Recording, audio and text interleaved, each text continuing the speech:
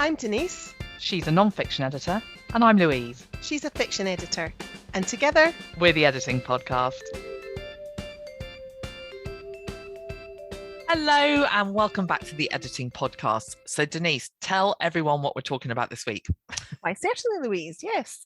So this week, we're going to chat about 5 things that you can do to give your editing and proofreading business a bit of a new year polish.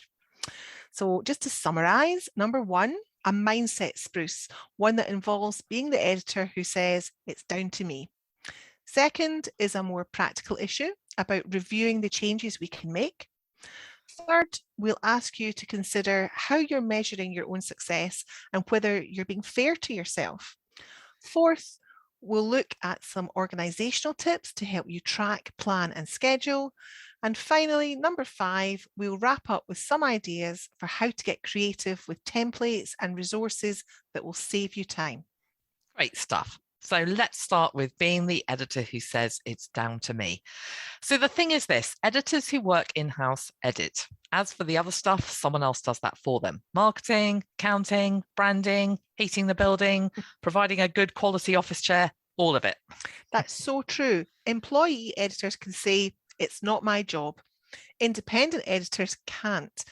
Most indie editors don't have assistants or in-house accountants or IT managers, marketing departments, or ready-made brand strategies. If only. I know. But yeah, all of those things are down to us. If we don't make them part of our job, we risk not being able to put food on the table, not paying our bills, breaching our legal responsibilities, working in an environment that's physically unfit for purpose, and worst of all, having no clients.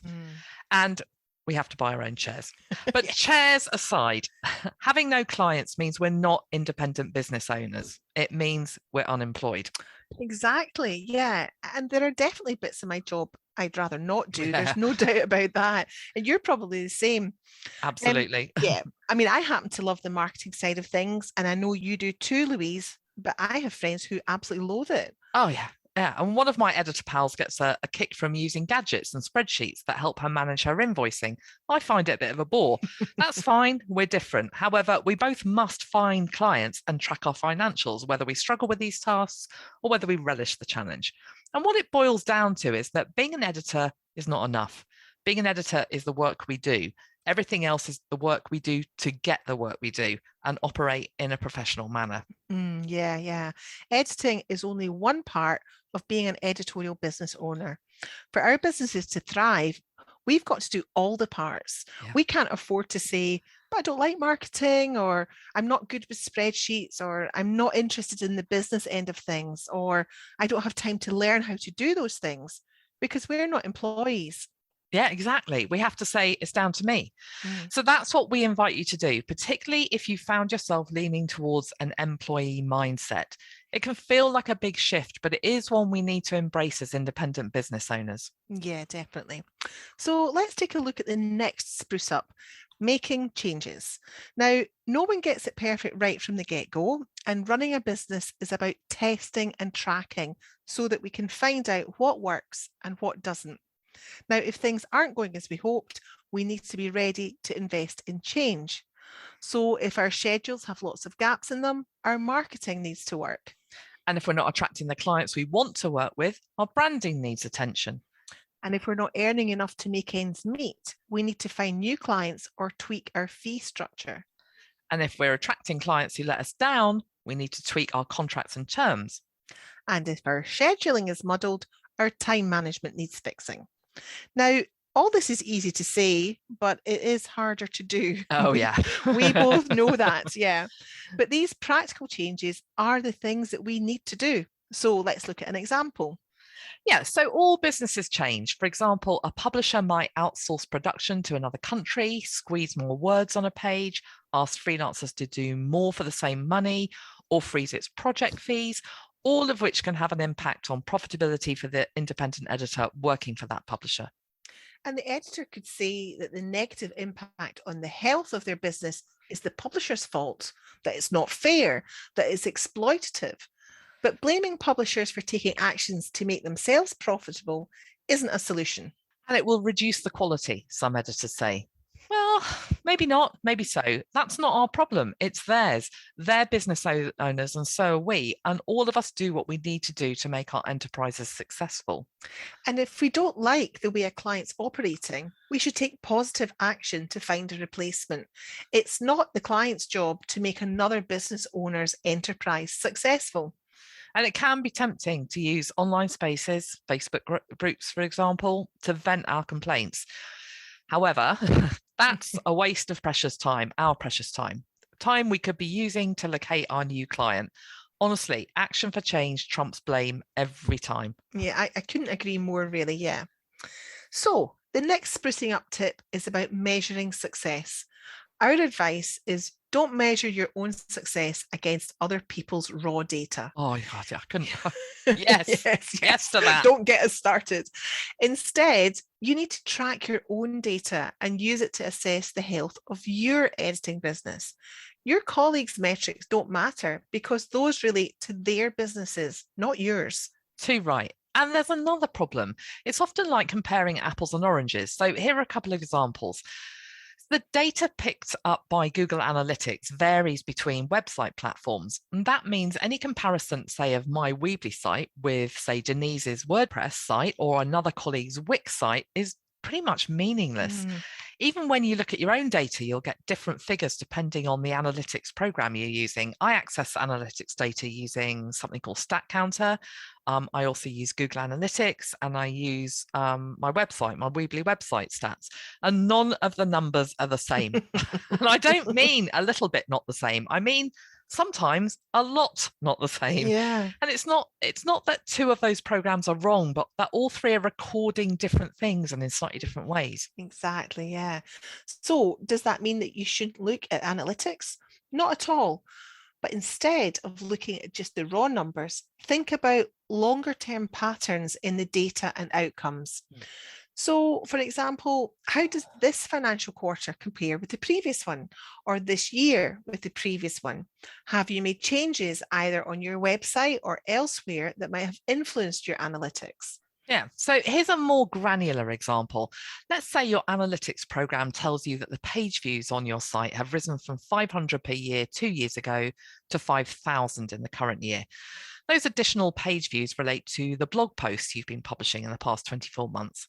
That's interesting to a degree, but the more important question is whether there's a correlation between your blog-driven traffic and the number of requests to quote from clients who are offering you the kind of work you want to do and are prepared to pay your price. And that's because if you've increased your traffic to 5,000 in 2 years, that figure is irrelevant if you're still not attracting enough paying work from ideal clients. And this is so important.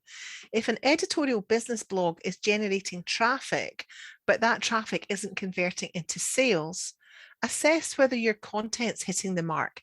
In other words, are you solving the right problems? Exactly. Yeah. So let's consider another granular example. You regularly post on LinkedIn. You've built a large number of connections and get strong engagement with your posts.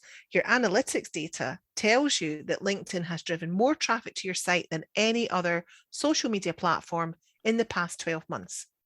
But the more important question is whether you can discern a corresponding increase in work leads and sales, even indirectly, and other opportunities that drive your business forward. That's it. I mean, social media platforms are fantastic content distribution and networking platforms. They really are. But when it comes to business, we need to use them with purposeful goals in mind, don't we? Yeah.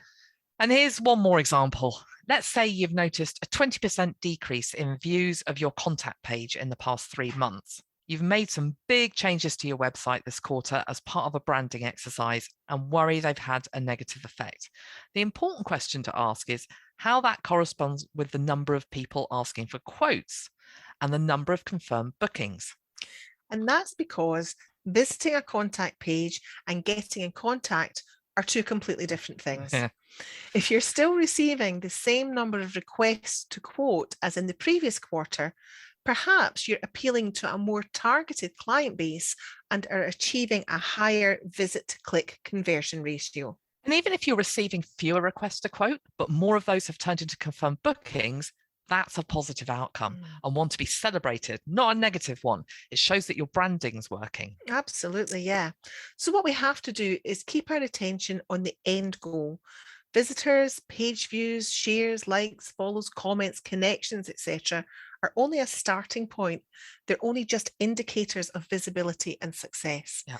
To be meaningful, they need to be considered over time and evaluated within the context of and measured against your business goals. For example, request to quote, confirm bookings, the quality of your clients, your income, and the length of your wait list. Yeah, otherwise they're nothing more than vanity metrics. And as for other people's raw stats, they tell you nothing about your own business's needs and goals. Please don't spend valuable time worrying about them. Absolutely. Solid advice there. Yeah. So our fourth polishing tip is about tracking, planning, and scheduling. Now, like all sole traders, independent editors have to do everything themselves unless they contract out services to, say, a VA or a marketer or an accountant, any of which will incur costs. And too often we can find ourselves being asked to carry out impossible feats of juggling, just too many activities and not enough time to do what has to be done. So the solution could lie in improved scheduling. Yeah, so first of all, track how much time you spend on social media during work hours and check that what you're doing is relevant to your business. Be strict with your social engagement, schedule it and stick to that plan. You'll save time and be more productive. We're not saying don't use social media for fun, but to keep an eye on whether that fun's taking place during times of the day that you're meant to be working on your business. Yes, I think that's certainly an area where perhaps I need to pay a little bit more attention. It's that rabbit hole effect, isn't it? Totally. I mean, we've all done it, you know. Yeah. I mean, it's fun, but you know, sometimes there's lots of fun things I'd like to do at sort of like 11 o'clock on a Wednesday morning, but actually I'm meant to be editing. Yeah, and it is a distraction, isn't it? Yeah. So let's look at another example. The hive mind is wonderful, but there's such a thing as too many cooks in the kitchen. And if you're stuck on an editing conundrum, perhaps you could raise a query with your client and move on, rather than spending half an hour on Facebook garnering opinion from several hundred editors. Or if a job is struggling to hold your attention, could you switch away and do something else for your business, such as marketing or invoicing, rather than letting off steam on Twitter? If you don't have enough work, use your time to do activities that will help you find work, rather than telling 10,000 colleagues online that you're having a rough time. Sympathy is not a solution. Lovely though it is, it's not a solution. Yeah. And again, we're not saying that we shouldn't discuss business problems with colleagues online. We're just suggesting that it shouldn't be overshadowing the actions that need to happen to find your clients. Yeah, absolutely. And a second tip is to ramp up your scheduling. And we're talking here about all tasks, not just editing. So invoicing, marketing, replying to requests to quote, and dealing with queries.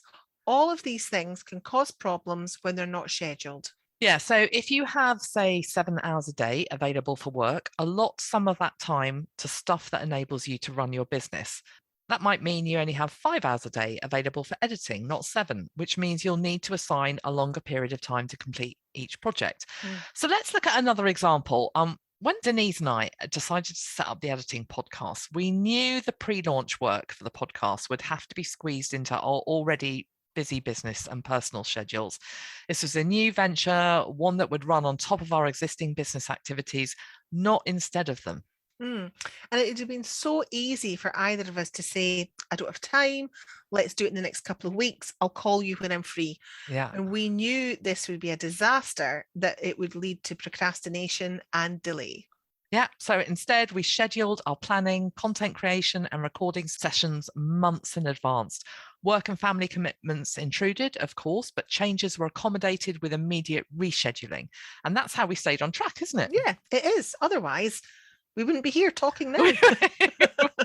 We'd still be saying, we should do a podcast together. I know, we would, and that's so dangerous, because that's something we stuck to, isn't it, all along? It really is, because we both know how easy it is for time just to run away with us. We're full of good intentions and just never actually committing to getting stuff done. So it's really paid off for us in that respect, that with focusing on scheduling there.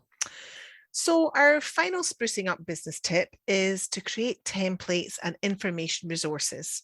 Templates make life easier and help editors to work faster. They can be customized, of course, but the underlying framework is in place, meaning we can focus on tweaking the nitty-gritty so that what we're creating is specific to the recipient. So what we want to ask you is, do you have templates for style sheets, editorial reports, replies to requests for information, invoices? If you don't, create them or get them from somebody else if they're making those available. When we find ourselves explaining the same problem to different clients, it's time to create a resource that we can use indefinitely. Absolutely. So for example, if you're a developmental editor, you might have written numerous reports and queries in which you describe the fundamentals of narrative point of view. Instead of repeating yourself, create a document that outlines the principles in detail. Yeah, and the initial work will take you time, no doubt about it. But once it's done, you can use it over and over. It's a one-time effort. And so you can also place that information on your website and use it as a promotional tool. So here's a wee example. God, we've done loads of examples today. Yeah, we have, haven't we? Yeah. Another example for you. Another example. So I'm a specialist sentence level fiction editor, and many of my clients are first-time authors who struggle to punctuate dialogue, use apostrophes correctly, and render thoughts consistently in their writing. When I'm creating the handover editorial report, I don't include long explanations about how and why I fix those problems. Instead, I alert clients to the issues in brief and then link to the relevant booklets or blog posts or articles or book chapters on my website. I've shaved hours off my report writing time and repurposed the resources for my business promotion. Yeah, same for me. My worry-free writing blog series is something I refer my indie business authors to repeatedly, and that saves me so much time in my business. So if you're looking for ways to make your business life run more smoothly in the next 12 months, perhaps some or all of these 5 tips will help you to save time, increase productivity, and take action. Take action. Yes. Ta-da! That's what we want. That's what we want. So that's it for this week. We hope you've enjoyed this episode. You can rate, review, and subscribe to us via Apple Podcasts, Spotify, or whichever platform you prefer. Yes, thank you so much for listening. You can help support the Editing Podcast through our Patreon community for as little as £3 a month and get exclusive access to live Q&As for just a few quid more. We'd absolutely love you to join our community. If you're interested, just hop over to patreon.com/editing podcast. We'll include a link in the show notes too. So she's been Denise. And she's been Louise. Join us again soon. Bye-bye. Bye.